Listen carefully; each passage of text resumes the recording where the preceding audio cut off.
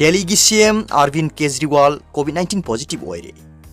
लेबाक असिगी national capital सु ओइरिबा दिल्ली दा ओमिक्रॉन याउना COVID-19 की केस मसिंग हेंगलकपदगी मियामदा मिपाइनबा पोखलिंगै चेरकता नेशनल कैपिटल असिगी chief minister Arvind Kejriwal ngasi COVID-19 positive ओइरे हाइरि महाकना ngasi ट्विटर दा फोंदोरखिबदा लाइना असिगी लायोंग उथोरकपगा लोइनाना थोइना अरुबो ओइद्रि हाइखि महाकना मखा ताना फोंदोखिबदा महाकना मसामक होम आइसोलेशन तौबगा लोइनाना हौखिबा नुमित खरनि एसिदा महाक नकनखिबा मियोइसिंग मसाना होम आइसोलेशन तौजबगा लोइनाना टेस्ट तौथोकना अपील तौकी पनबे आवदी अरविंद केजरीवाल हौखिबा नुमित खरनिदा महाकी पार्टीना मिखलगिदमक सेम सारिबा सिंग यंगसिनबगिदमकता उत्तराखंड उत्तर प्रदेश पंजाब अमसुंग गोवादा सखिबनी दिल्ली दा नुमित खुदिंगी COVID-19 की केस मसिंग हेंकलकपगा लोइनाना ngarang फाउबदा पुनबा केस मसिंग लिसिंग मरीगा सुकना मौद्रा मापन सुख्रबनी अदुबु लाइना असिगी इन्फेक्शन असि अयामबना फिबम लुनिंगाई ओइदबना मियामना मिपाइदनबा महांगना पिल तौबसु लैख्रबनी अतोप पावमना हाइरोक्ता चुंबा बिचार लेरक्त्रबदी नोंगमदि सोइदना सिविल वार थोलकनी JSC ngasi JSC against the brutal killing of an Rohit hatpada senaba phagathraba miyosing court puthokadore haiba tabadagi lekai dagi hongnaruba naidana tholakpa khoisaunarba nupi mayam amana hairokpa 2 mayai lekai upper primary school lampak tawakan mifamduna pendabagi kholau kya laukhre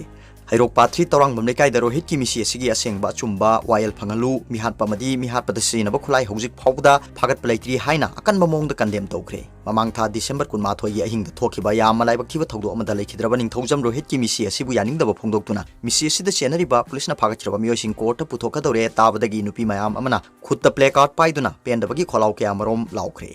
wakat mifam adu da saruk yakhiba JSC ki convener moyang them santi na haikibada Mihatpa da senariba miyosing palibelenga kasina achumba wail chathabiu Mihatpa sing achumba wail chathabangamdrabadi hairokta miyam gi oiba civil war thorok yai maramaduna Manipur lengak na hero ki miyam bulan na lopham thokte hairaduna mara leire khanglaba sing miyam khangne cherak piu haiki atop pawmana PM na project tara humdoi sangakre project mapan urep uyung tamlamle Manipur chawkhat thorang khongjel yang na sangchin bangamle Modi Pung kharagi khongchatang ase ayuk pung 12 rom tabada Imphal International Airport ta akhanaba flight amada thunglakiba Prime Minister Narendra Modi na konung mamangda leiba hapta kangjebungda pangthokpa miyam mifam amada tongan ba project ya sangarambaga loinana kaya amagi urep uyung sing tamlamle Prime Minister yauna state asigi chief minister governor union minister amadi cabinet minister yauna lusingba kya na saruk yadunu pangthokiba thoramda lupa crore lising amaga sanipan yangkhai changna saba project tara humdoi Prime Minister na sangabaga loinana lupa crore lising ani ga chamapan yangkhai changna sagadaba anobu project mapan gi urep uyungsu tamlami masigi matakte state singi marakta phawdok phawjin tawriba national highway phaganaba lupa crore lising amaga satre changba project manga yauna north east ki state singda mobile tower gi phibam phaganaba project ya su sangarami Thoromadu da wangang Prime Minister Narendra Modi na haikibda matamama da chawkhat thorangi phibam nem na lairamba Manipur da chawkhat thorangi khongjel yang sangchin bangamliba si Manipur miyam na BJP da pirakpa thajabadu gi mahinani double engine oiba lengak asina Manipur yauna awang nongpok state singi lambi thongi phibam ana layeng sang amadi education sector da ahen bam yeng sangli haraduna malem gi lam koiba singna maruoiba mafam ama oiriba Andaman Nicobar da Manipur gi athobu singi khubam sagatuna maming onthokriba si Manipur miyam bu center na miyeng sangbagi achauba khudamni ngasidi Manipur gi mahausa gi phajaba sports amadi art and culture gi lamda leiriba talent sing adu uthokpa ngamna na ba center na ahen bam yeng sangli haiki thoromadu da saruk yakiba chief minister N Biren haikibada covid laina laisat ki akiba phangna waraba matamda tha 19 Narendra Modi na lusing balenga kasina miyoi lakh kaya da lemna seng kg manga phangan khibadu pithribi gi leibak amata gi lusing basing na torum loi Prime Minister na Ayushman Bharat card yan thoktuna lairaba miyoi lakh kaya da lupa lakh manga phangan khiba kaya du aikhoina kaupam thokte covid chaitheng marakta top leibak sing tagi vaccine lobagi mahutta India da covid vaccine ani saduna miyam da lemna kapthoktuna covid tagi kan khibadu aikhoina kaupam thokte haiki atopa pawmana BJP na ibo bibu 10% ni harambadu BJP di 40% senjaba lengak oirakle loken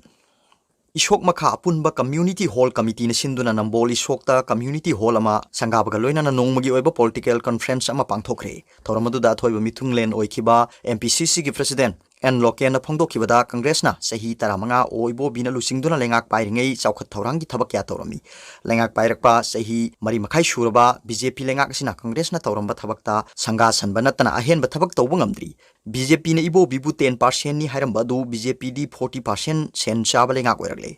BJP na mamangi mikhal mamangda point yauba vision document ama phongki adubu vision document da yaukiba wafamsing thabak oina pangthokpa ngamdana leiri BJP lengak sina IRB yauna atai thabak khara kauki ꯃꯗꯨꯗ ꯅꯍꯥꯛ ꯀꯌꯥ ꯊꯕꯛ ꯍꯥꯞꯀꯅꯤ ꯍꯥꯏꯗꯨꯅ ꯏꯃꯨꯡ ꯀꯌꯥꯗꯒꯤ ꯁꯦꯜ ꯂꯧꯈꯤ ꯑꯗꯨꯕꯨ ꯉꯁꯤ ꯐꯥꯎꯕ ꯊꯕꯛ ꯑꯃꯠꯇ ꯂꯩꯉꯥꯛꯁꯤꯅ ꯍꯥꯏꯗꯣꯛꯄꯤꯗꯕꯗꯒꯤ ꯅꯍꯥ ꯀꯌꯥꯗꯤ ꯀꯪꯉꯥꯎꯅꯕ ꯐꯤꯚꯝꯗ ꯂꯩꯕ ꯍꯥꯏꯕꯗꯨ ꯑꯣꯏꯔꯦ ꯃꯁꯤꯗꯒꯤ ꯅꯍꯥꯁꯤꯡ ꯋꯥꯈꯜ ꯂꯩꯅꯥ ꯅꯥꯔꯛꯂꯕꯗꯤ ꯕꯤꯖꯦꯄꯤꯅ ꯗꯥꯏꯇ ꯄꯨꯒꯗꯕꯅꯤ ꯍꯥꯏꯈꯤ ꯃꯍꯥꯛꯅ ꯃꯈꯥ ꯇꯥꯔꯗꯨꯅ ꯂꯩꯉꯥꯛꯀꯤ ꯂꯩꯔꯝꯕ ꯂꯟ ꯊꯨꯝ ꯀꯌꯥ ꯕꯤꯖꯦꯄꯤꯅ ꯄ꯭ꯔꯥꯏꯚꯦꯇꯥꯏꯖꯦꯁꯟ ꯇꯧꯔꯛꯂꯤ ꯃꯅꯤꯄꯨꯔꯗꯁꯨ ꯏꯝꯐꯥꯜ ꯏꯟꯇꯔꯅꯦꯁꯅꯦꯜ एयरपोर्ट ꯑꯁꯤꯁꯨ ꯄ꯭ꯔꯥꯏꯚꯦꯇꯥꯏꯖꯦꯁꯟ ꯇꯧꯈꯤꯗꯧꯔꯦ ꯃꯁꯤꯅ ꯃꯔꯝ ꯑꯣꯏꯔꯒ ꯅꯍꯥ ꯀꯌꯥ ꯊꯕꯛ ꯐꯪꯂꯝꯕꯁꯤꯡ ꯐꯥꯎꯕ ꯊꯕꯛ ꯇꯣꯛꯍꯟꯒꯗꯧꯔꯤ ꯕꯤꯖꯦꯄꯤ ꯂꯩꯉꯥꯛꯅ ꯅꯍꯥꯁꯤꯡ ꯊꯕꯛ ꯄꯤꯒꯅꯤ ꯍꯥꯏꯔꯝꯕꯗꯨ ꯊꯕꯛ ꯇꯧꯔꯝꯕ ꯅꯍꯥ ꯐꯥꯎꯕ ꯇꯣꯛꯍꯟꯈꯤꯗꯧꯔꯦ ꯍꯥꯏꯈꯤ ꯂꯣꯏꯅꯅ ꯕꯤꯖꯦꯄꯤꯅ ꯁꯦꯟꯖꯥ ꯊꯨꯝꯖꯥ ꯊꯤꯡꯒꯗꯧꯔꯤꯕꯅꯤ ꯍꯥꯏꯗꯨꯅ ꯚꯤꯖꯟ ꯗꯣꯀꯨꯃꯦꯟꯗ ꯍꯥꯞꯈꯤ ꯑꯗꯨꯕꯨ ꯂꯩꯉꯥꯛ ꯄꯥꯏꯔꯛꯄꯗ ꯂꯨꯄꯥ 500-400 ꯆꯥꯔꯨꯕ ꯏꯝꯄ꯭ꯂꯣꯌꯤ ꯑꯃ ꯑꯅꯤ ꯁꯁꯄꯦꯟ ꯇꯧꯕ ꯅꯠꯇꯅ ꯃꯈꯥ ꯇꯥꯅ ꯂꯨꯄꯥ ꯀ꯭ꯔꯣꯔꯒꯤ ꯁꯦꯟꯖꯥ ꯊꯨꯝꯖꯥ ꯆꯠꯊꯔꯤꯕ ꯃꯤꯑꯣꯏꯁꯤꯡ ꯐꯥꯗꯅ ꯂꯩꯔꯦ ꯇꯣꯇꯤ ꯏꯁꯤꯡ ꯐꯪꯍꯟꯒꯅꯤ ꯂꯩꯇ ꯂꯥꯏꯔꯁꯤꯡꯒꯤ ꯌꯨꯝ ꯁꯥꯕꯤꯒꯅꯤ ꯍꯥꯏꯈꯤꯕꯁꯤꯡ ꯃꯄꯨꯡ ꯐꯥꯅ ꯊꯕꯛꯇ ꯑꯣꯟꯊꯣꯛꯄ ꯉꯝꯗ꯭ꯔꯦ